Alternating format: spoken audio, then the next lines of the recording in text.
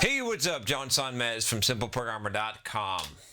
I recorded this video already one time today. I recorded a 25-minute video and I did not actually have a mic. So there was no sound. This is what it's like to be an entrepreneur, is to waste your time with stupid mistakes that cost you and you don't get paid for them. Not that you get paid a lot for recording a video. So, what are we going to talk about today? What are we going to re-talk about? How am I going to get my enthusiasm up for something I've just finished talking about for 25 minutes? Well, I'm certainly going to try here. This video is in response to a video from a friend of mine, Scott Nimrod, and he actually did something really smart, and he brought up a really good question. I think I'm probably not going to go into as much detail as I did in the last time I recorded this video, so that's sad. But I am going to try and answer this question, which is a really important question, I think, about how to convince recruiters that an hourly rate does not dictate a successful project, or essentially how to convince employers that they should pay you more money, more than the other guy, and that they shouldn't just figure out who's the lowest hourly rate and hire that person, that you can charge more money, especially when you're charging a lot more money, when you're charging $20 an hour more, when you're charging $40 an hour more, $100 an hour more. How do you deal with recruiters and convince them that you're worth that much more and be successful with that? I think it's a good question. A lot of people who try to follow some of my advice and try to increase their hourly rate, they have this question. So Scott did something pretty smart here, okay? And I don't want everyone copying this. You know, Scott he's a really good guy, by the way. Before I get into what he did here, we did a video a while back. He asked me a question, and he asked me about being a one-hit wonder. You can check out the video here. And this video, I was a little bit harsh. I was like, hey, look, this is what you got to do. Like, you're coming off in some of your podcasts and stuff that when I've heard you or heard you talk as arrogant and these things. And he totally took the advice, totally changed it up. I've heard him on .NET Rocks, I think 2 times in the last year or so. I've heard his name come up in a lot of places. He's starting to popping up everywhere. And he's really taken a totally different, very humble approach, and he's very approachable, very awesome. He's really had a lot of success in doing this. So it's awesome. You know, props to you, Scott, for taking advice. Most people don't do that. They just they say, yeah, whatever, or, you know, they get offended and they don't actually apply it, even if they agree with it. So Scott has done that. Now, the other thing that Scott has done here, which is kind of interesting, is I'm doing this video right now because I got a tweet from Scott, and he sent a tweet and he said, hey, John, I have this question. Could you answer this? And it was a YouTube video. So I'm like, okay, well, let me click his YouTube video. And he actually made a YouTube video specifically calling me out, specifically asking for me to answer this question, right? And so I decided, well, how could I say no to that? I'm going to do that. Now, that doesn't mean everyone needs to follow and copy Scott and that it's going to work, but, you know, Scott was smart enough to do this and be the first person to do this, and it's kind of a brilliant thing if you think about it, right? Because, you know, and I love tactics, even when they're working on me, even when I'm being, quote, manipulated. It's still brilliant. Brilliant marketing is brilliant marketing, right? Being smart, thinking outside the box. I'm going to give you credit on that. I don't care. I'm not offended. But essentially what's going to happen, right, is I'm going to play his video for you a little bit. I'm going to embed it in this video. And then I'm going to link to his video. And then a bunch of you are going to go out and watch the video on his channel, probably subscribe to his channel. He's going to get a mention. I mean, obviously I'm making a video and mentioning his video. He's getting playtime on my bigger channel, and so he's probably going to get a bunch of subscribers and at least a bunch of views on some of his videos. So that's pretty smart. Pretty smart tactic. I should apply this myself. This is pretty brilliant. Let's go ahead and play Scott's video. I guess my question is, how do I convince these gatekeepers, these recruiters, these HR people, most of which are recruiters? How do I convince them that my hourly rate is more than just me being a specific type of technology expert? Like, essentially, how do I convince these gatekeepers that, hey, just because someone bids on a project or a contract that's $20-$30 less per hour than my own quote, my own bid, it doesn't mean that that project that they're bidding on is going to be successful. All right. Just because someone might be quoting or have an hourly rate of, I don't know, $50 an hour or $60 an hour, $70 an hour, doesn't mean that they're going to deliver, right? And that's the part where I'm really getting frustrated. So, just to sum it up real quick, what Scott had to say here was he's basically asking this question, which is, essentially, how can I charge $20 an hour more than some other guy that the recruiter is looking at and justify that and get them to pay my higher hourly rate rather than have them hang up on me and laugh at my rate and comparing me, why are you charging so much more money, right? And I've been in this situation, right? I've talked to recruiters and they laughed at my rate and whatever, and it's a hard one. It's a struggle. So the first thing I want to do is I want to address the risk versus reward. So first of all, I want to kind of set the groundwork and say that there's definitely a cap on your ability to make money as an employee, or in this case, a contractor that is basically staff augmentation. And so this is very different than a freelancer, right? So what we're talking about here is if there's a recruiter calling you up and hiring you for a job, what they want to do is they want to put you on staff as a consultant or contractor and pay you an hourly rate. And it's basically like a full-time job. Sometimes these are part-time, but mostly like your staff augmentation. You're not freelancing as in you're bidding for a project that you're responsible for, that you're the primary contractor on, and you're delivering that on your own, right? It's sort of this, it's more of an employee, okay? And you're not an entrepreneur. So a lot of people get upset and they're like, oh, well, these greedy companies, these greedy corporations, business owners, well, whatever, they're making all this money, my boss is making all this money, and it's not fair, they need to share the profits. Okay, well, here's how the world works. Risk equals reward, okay? So the more that you risk, the higher your potential reward is. Now, your reward could be zero. If you risk a lot, the higher the risk is. Risk always carries risk, always carries the possibility of zero, of getting nothing, a good goose egg. So as an employee, your risk is extremely low. So if you get some kind of profit sharing as an employee, that's a bonus. That's lucky, because you don't technically deserve that. You're not entitled to a percentage of the company's profits, even if you helped create them, because the one thing you didn't do was to take on risk. There's very little risk as an employee. You're probably getting your paycheck no matter what.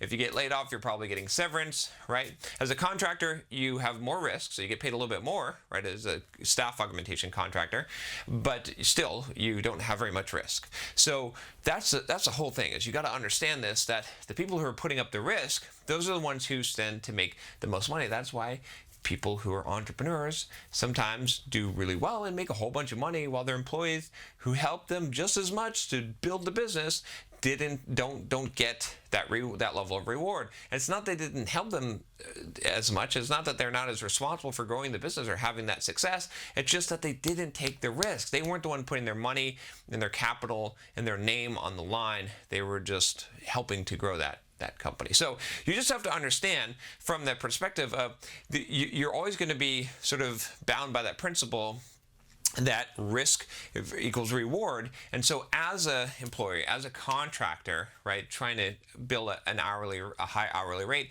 it's going to be limited. Now, as a freelancer, you're going to have more risk, because heck, your employee, the company, your client might not even pay you at all, right? You might get zero, so you're carrying that risk. Someone might sue you, right? There's all kinds of bad things that could happen, that could go wrong. You could bid too low if you're doing a a fixed bid contract, and you can end up spending all these hours that you're not getting paid for, right? But you have a potential of making a much higher reward. And as an entrepreneur, it's the ultimate risk, right? I mean, I do a lot of things where I might not get paid anything for it, right? I'm making all these videos, right? I'm investing in the future, essentially. I'm not really making money right now making this video, but I'm hoping that it will pay off in the future. And when I plug my product in a little bit, maybe that will help, but maybe it won't, right? I don't know. Like, you maybe be like, bullshit. This guy's plugging his product. I'm not buying that shit, right? I'm downvoting this video. So that's the thing, right? You got to understand that risk reward. And that's kind of the base level here. So, okay, so with that out of the way, there's a couple more points I want to get to, and then we'll get to actually negotiating in this particular position, which I think you can. I think I can show you how to make $20 more an hour. Okay, so stay tuned. So the next thing here is to understand that you don't want to be in this position if you want to get the highest hourly rates, right? As a programmer, if you're constantly in staff augmentation positions where you're being paid an hourly rate, you're not going to be able to make more than that, okay? Because you're going to reach some kind of a limit. Even with the techniques I'm going to show you and talk about in a little bit, you're still going to reach a limit. What you want to do is you want to get to the point where you build up enough of a brand, enough of a reputation, a personal brand, where people are coming to you. Okay, when recruiters are coming to you, that's different. They've got a list of names and they don't really care. They're not specifically coming to you. They just found you as a good lead. What I'm talking about is a business or a person coming to you and saying, look, I heard of Scott Nimrod. I heard him on .NET Rocks. I want this guy to write I want to hire this guy specifically. He's the best there is. I like what he said. This guy, I need to have this guy. So they call you up and then they say, hey, Scott, how much can we pay you? What's it going to cost us to get you on this project? I want you leading this project. What is it going to cost me? Now that works from an employment perspective, but it also works extremely well from a freelancing perspective, and I suppose it could work as a contractor, but that's ultimately where you want to go. So the one answer to your question is no. It's not going to work out this way. What you're trying to do is you're fighting because you're working in an environment where you're capped, where programming is more of a commodity. But when people come directly after you, when they specifically want to hire you, that's when you're going to make the most money. In my own career, I didn't even set out to be a freelancer, and because I didn't know how to do it. I didn't know how to get clients. I didn't know how I could go and find clients and drum up business and stuff like that. So I never figured that piece out. But what started happening was as I started to build up my reputation, as the Simple Programmer blog started to get popular, right? As I started appearing on podcasts and making my own podcast and writing books and magazine articles and doing Pluralsight videos and all this stuff, and I started to build up this reputation in the industry, all of a sudden people started calling me up. They're like, hey, John, I want to hire you. And I'm like, oh, at first I was like, $50 an hour. That's my rate. And they're like, yeah, that's cheap, dude. And I'm like, oh, okay. Well, wait a minute. Next time someone calls me, $100 an hour. And they're like, yeah, done. I'm like, I'm still too low. So then, raise it up to $200 an hour. I did this video on how I charge $300 an hour. No kidding. Lots of people still wanted to hire me at $300 an hour for long projects, and I was doing it, and I was doing a good job for them, and they were happy to pay that amount. But it was based on reputation because they knew who I was, and so they're gonna pay me that money. I had plenty of clients at $300 an hour. I eventually end up raising my rates again. Now I charge $500 an hour. I won't even do anything for you for less than $500 an hour, and I probably won't do it then. I'm more likely to charge on the day. Most of my consulting, if I do consulting now, is $5,000 a day. If you want me to train your company, train your employees on soft skills, to give them a talk or coach them in some way, or look at your architecture or help you design a test automation framework or one of the other areas that I have expertise in, I'll do it. But it'll cost you $5,000 a day to do it, or $20,000 a week. Or if you want me to come and speak at one of your events, or speak to your employees, or do something like that, or speak at a conference, it's going to be $10,000. That's what I charge for it, right? That's my rate. Now, I can only charge rates like that are really high, ridiculous rates, some would say, because I have built up their reputation, because I have people coming to me. I mean, look at it, right? I've got a YouTube channel here. I've got 50 something thousand, 55,000 subscribers around at the time of recording this video. Maybe hopefully it'll grow up to 100, but that's a lot of people, right? I've got a blog that is generating 150, 200,000 page views a month, right? And I've got podcasts, I've got all these multiple channels, I've got all this exposure, I've got a best-selling book, right? If you here, let me plug my book, Soft Skills: The Software Developer's Life Manual. Go get it if you haven't already. But because I have all that. That is why I can charge that higher rate, because there's only one of me. And so I get hundreds of emails a day, right? I get all these emails. People want to hire me or want me to do something for them, or they want me get involved in their project or whatever it is, right? Not as much now because I'm doing less consulting, but there's only one of me. There's only one of me to go around. So I, supply and demand, right? There's more demand, less supply, and especially when I'm only devoting so many hours to consulting. I don't want to do consulting. I want to build simple programs. I want to make YouTube videos. I want to create podcasts, blog posts, write new books, all that stuff, right? I don't even want to do that. So I've got limited hours. So my price goes way up. And so that's why I'm able to do that. So ultimately, where you want to get, Scott, and everyone else that's following here, is you want to build up a personal brand. You want to build up a reputation. You want to specialize and niche down if you can, right? I'm not going to rehash everything. If you want to get all the details, go check out my course on how to market yourself as a software developer. See, I told you I'd plug that thing eventually, but that's where I go over how to do this. And I talk about how to create a personal brand, how to build a blog, how to build a reputation, and how to start getting your name out there, which is what's important, right, in order to be able to become the kind of person where people are coming to you, and then now you can build these high hourly rates. That's ultimately where you want to go if you really want to pass through that glass ceiling and you really want to get up there and make the big bucks, right? So you can either do that. You can either have that, or if you don't want to build a personal brand at all, right? But see, I think you kind of have to do both. It's if you are an employer or contractor, some employees can actually make a ton of money. You have to provide a huge amount of value. Okay, and that's just going to kind of bridge to the third point I'm going to talk about here. But there are some instances where software developers can make like $500,000, $600,000 a year. A lot of those are in the financial industry, where they are they're creating trading algorithms that are worth millions of dollars. So that's why they're creating a massive amount of value. But your best bet is to do it twofold. Is, like I said, check out my course if you haven't already on how to market yourself as a software developer. I'll put it up here one more time. And start building up your personal brand and learning how to market yourself and create massive amounts of value in one specific niche area. You can be extremely valuable by picking a niche. If you can't afford the course, totally understand. At least sign up for my blogging course, which is totally free, and you can sign up there and you can learn how to create a blog. That'll at least be a good step in building up a brand, and it'll teach you how to build a niche for yourself. That's at least a step in the right direction. But I would encourage you to check out how to market yourself if you get a chance to. It's a worthwhile investment, because you're going to learn how to do this. And the first client that you get, or the first time that a potential employer contacts you directly without you having to go out, you're gonna make up that money easily. You're gonna do way better than that, because you're gonna have when you're in that negotiating position where someone's coming to you, you're in a much better position.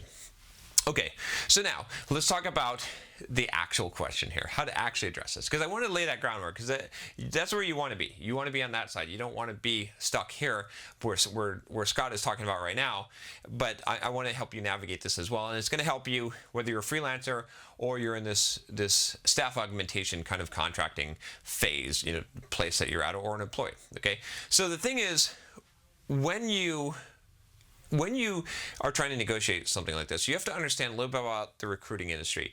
And most recruiters that are calling you up, they don't care about you. They care about getting a warm body in that position, right? I did this blog post you can check out on how the recruiting industry works. It's actually a chapter from my upcoming book. Just go to there and you can sign up for the book if you're interested in the book as well. But I'm not going to go into all the details here, but essentially the way that the recruiting industry works is they have this markup, or they're getting paid a fixed fee, like a headhunting fee for filling a position, and they're just trying to fill as many positions as possible. They don't really care how much money you make. They're not working for you, okay? And so you have to understand that in order to really get an idea of how to negotiate, okay? And the thing is, like, when a recruiter calls you and they have someone that is gonna, let's say that there's a job for $80 an hour that they're gonna pay someone, and you say you're $100 an hour, they're just gonna laugh because they're just gonna move on because it doesn't make sense, right? Unless you can hook them some way, unless you can make it really clear as to why that they should hire you. So first of all, I'm just saying this to say that you're, in some cases you're just not gonna be able to do anything. You're just gonna be at such a disadvantage because they don't care and it doesn't matter, and they're just gonna try and hire someone at this rate. This is what the client wants. They want to pay this amount. I don't care, right? You're way above that amount. It's just done. So you want to suss those ones out and get to that bottom line as clear as quickly as possible so you don't waste your time with those recruiters. But sometimes there's going to be a little bit more flexibility here. And so let me give you kind of a dialogue, example dialogue, or sort of a situation how you could change this up, or how you could alter the conversation in order to make your $20 an hour more rate seem quite reasonable. So with that said, though, before I get into this is what I'm going to advocate here is something called value-based pricing or value-based consulting. There's a lot of different terms for this, but essentially what you're going to do is you're going to change the conversation from the commodity-based pricing, where what is my hourly rate, versus what is the value that I provide to you, and then can I capture some percentage of that, or what is this worth to you, right? You're going to pay me X and I'm going to provide this amount of value to you, and the value I provide is a lot more than what you're paying me. So let's say that you have a recruiter and they call you up and they want to pay someone $80 an hour. Let's say they're calling me up, and I want to charge $100 an hour, right? Just $20 an hour more. To them, they're like, oh, that's crazy, right? So I might say something like this. I might say, look, okay, I get that you've got plenty of candidates that are willing to, that $8 an hour, and that's a high rate for them. That's a lot of money. I understand that, and that my $100 an hour rate seems ridiculous to you, and you don't understand how someone could charge that much. But let me let me get a little bit more background on the contract and what you're trying to do with this project, and maybe we can clear things up a little bit. Maybe it'll make a little bit more sense, and we can get a better understanding. So how much do you think that this contract, or how long do you see this going, and what is the budget, the overall budget estimate on the actual project, this project? What are you trying to accomplish, right? So I'm listening to them. They're telling me, let's say they say, oh, it's a $2 million budget. Okay, so it's $2 million and it's going to take about a year. Okay, so let's do some calculations here. So if this thing is $2 million, okay, so we got to figure out how many hours do you expect me or whoever you hire for this position to work on this project. If it's going to take a year, if we've got 40 hours a week times 52 weeks, that's 2,080 hours. So let's say 2,000 man hours. Okay, so the difference in hiring me is $20 an hour. So $20 times 2,000 is $40,000. So what I'm hearing here is that on this $2 million project, you're worried about saving $40,000. Right. So, so what I would tell you in this case is that, look, the thing is, like, there's a reason why I charge $20 more an hour, and that's because I'm that much better. I'm guaranteed. Like, if you hire someone who you're not sure about for $80 an hour, who has no reputation, who has no, who hasn't been on .NET Rocks, right? Who hasn't, right? Throw out some stuff there that's going to give you some credibility. If you hire that person, you're taking a risk. Wouldn't it be worth it on a $2 million project to spend just a little bit more, to spend $40,000, not a huge amount of money, to guarantee that the project is done successfully, to eliminate all that risk? In fact, I'll give you a money back guarantee. After 2 weeks on the project, if you don't think that I'm worth it, if you don't think that I'm worth the extra $20 an hour more, I'll give your client back, give you back the entire amount that you've paid me. I'll work those 2 weeks for free, and then you can hire someone else. But I guarantee you're not going to have a problem. You're going to be so happy that you hired me. I might even reduce the budget. I'm going to be able to do it for lower cost overall because I work more efficiently. And we might even be able to reduce the timeline. No promises, but I've finished a lot of projects under budget and under time before. And that's my goal, and that's why I charge more. I'm not sandbagging. I'm not trying to milk this and get as many hours as possible, because I got plenty of clients lined up. But I do charge $100 an hour, and that's my minimum rate, right? And so this is kind of what you want to do. Again, I'm giving you sort of an off the top of my head. I don't have your resume. I don't, have this all prepared ahead of time, but you essentially want to shift the conversation to this value-based pricing and to show how, you don't want to compare. You don't want to compare $80 an hour to $100 an hour. You want to say, for $40,000 more for this year, wouldn't it be worth it to have someone that's way more skilled, that's a specialist in this area, that knows this area, that has completed projects successfully, and that will give you a money-back guarantee on that to eliminate all of your risk? A lot of times people will trade risk for money. That's how the insurance industry works. And the insurance industry wouldn't exist if people weren't willing to do that. So that's your strategy. That's what you want to do. You want to use value-based pricing. You want to, remember, I did this video you can check out here where I talked about the 3 ways that you can make money for a business, right? There's 3 different ways. One of them is to increase their customers. The second one is to increase the money they make from the customer, so the lifetime value of that customer. And the third one is to reduce the cost it costs them to deliver a product or service or to operate, to be in business, okay? And so when you get on that call and you're talking to that recruiter, that's what you want to do, is you want to highlight how you're going to do those 3 things. Hopefully you can do all 3, if not at least one of those things that you need to highlight and show how you're going to do that. How are you going to save the company money? If you're going to make the company an extra $1 million, if this project is going to be worth that much money to them, or $1 million a year, now you can go backwards and say, well, isn't it worth paying me 10% of that for 6 months that I'm going to be working on that project, since you're going to get this much profit out of this, right? And what you want to do is you want to gear it to, you want to look at the business case. You want to say what value that you can provide, what extra values that you can provide, why it's worth hiring you, as opposed to just getting into this whole numbers thing, right? You don't want to be competing as a commodity. You want to set yourself apart and show that the value that you're going to provide specifically, not how you're just an interchangeable cog and you're just a programmer that they should, otherwise they're going to, if you're going to compete as a commodity-based pricing, it's going to go to the lowest bidder, and you don't want to compete in that space. I hope that helps. This is definitely a complicated question, and I've answered it now. This is the second time. Hopefully I still got the gist of it here. But basically, to summarize, it just comes down to this. 1, risk versus reward. You're just going to be capped as in these kind of positions, and there's sometimes going to be nothing that you can do about it. 2, you want to get out of this position and you want to get into a freelancer position. If you want to make the highest hourly rates, you have to have people coming to you. Even if you decide not to be a freelancer, if you want to be an employee or a consultant, like still do staff augmentation as a contractor, when you have employers or you have the actual companies coming to you to hire you specifically, you're going to be in the negotiation position where you're going to be able to charge a much higher hourly rate.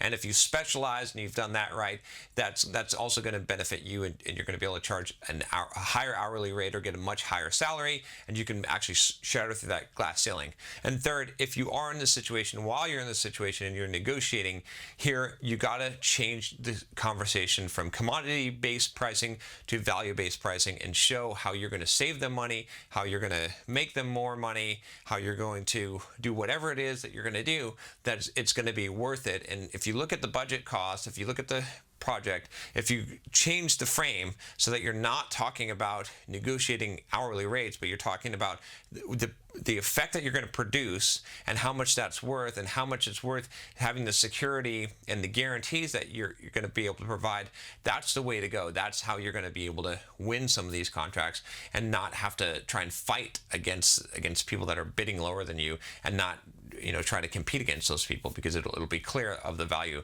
that you're providing. Hopefully you found this useful. Thanks again, Scott, for this, and great job. Everyone go and check out Scott's channel if you haven't already. I definitely recommend that you follow Scott. If you're looking to hire someone, Scott is someone who I highly recommend. I think he's very knowledgeable, and he's an up-and-coming guy in this industry. He's a hard worker. I know for sure. I've met him a few times actually in person when I used to live in Florida. Great guy, and he's really tall like me. So go ahead and click the subscribe button below if you like this video, and you'll get my videos. I do about 2 to 3 videos a day on all kinds of topics, not just programming. If you're wondering how I got big guns, I talk about that as well. So click the subscribe button, and if you've got a comment, if you've got a story to share, if you've got some ideas about this whole topic, definitely leave them below in the comment section. I'll talk to you next time. Take care.